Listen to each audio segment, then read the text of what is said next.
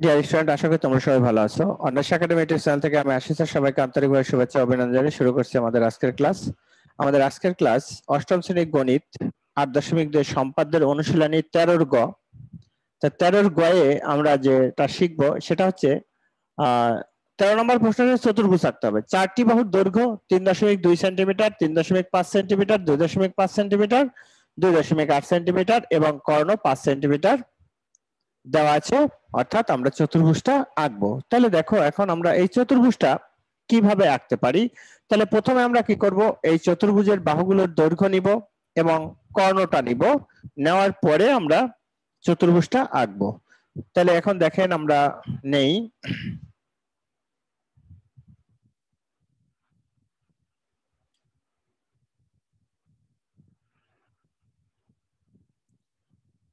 3.2, এবার বাহুগুলো নিবা।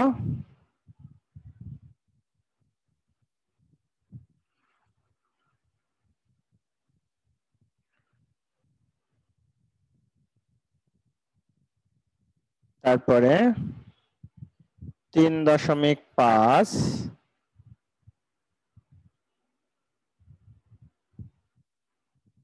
তারপরে 2.5,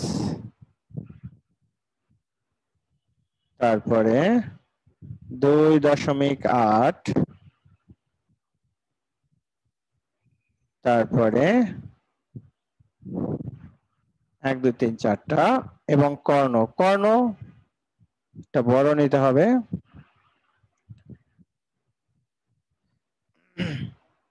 তাহলে A B C D E হচ্ছে কর্ণ। 3.2 সেন্টিমিটার লিখবা। 3.5, 2.5, 2.8, 5 সেন্টিমিটার। এই হলো আমাদের তথ্য। তাহলে প্রথমে কি করবা, যে কোনো একটা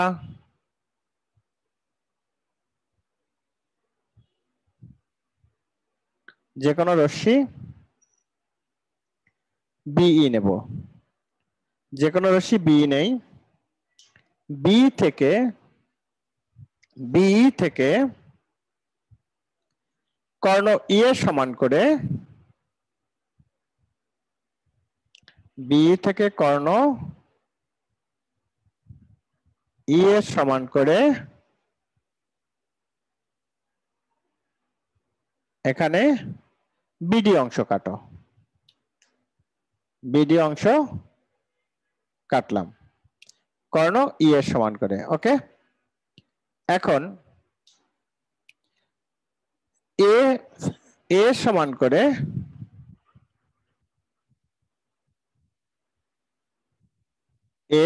করে বি কে কেন্দ্র করে একটা বৃত্তচাপ আঁকো। আবার ডি কে কেন্দ্র করে বি এর সমান করে এখানে আর একটা বৃত্তচাপ আঁকবা। আবার সি কে কেন্দ্র করে, এই যে দেখো, সি কে কেন্দ্র করে আমরা প্রথমে নিলাম কি, এ সমান করে একটা বৃত্তচাপ। তাহলে এখন সি কে কেন্দ্র করে, ডি কে কেন্দ্র করে সি এর সমান করে, এই যে ডি কে কেন্দ্র করে এবং সি এর সমান করে আর একটা বৃত্তচাপ এভাবে আঁকবো। হ্যাঁ, আচ্ছা। তারপরে ডি কে কেন্দ্র করে, সরি, ডি এর সমান করে বি কে কেন্দ্র করে এখান থেকে আর একটা বৃত্তচাপ এভাবে আঁকবা। হ্যাঁ, তাহলে এখন দেখো যে এই বৃত্তচাপটি পরস্পরকে এ বিন্দুতে ছেদ করে আর এই বৃত্তচাপটি পরস্পরকে ডি বিন্দুতে ছেদ করে। এখন এডি মানে এ বি এগুলো এখন যোগ করবা। A B R eddy, BC,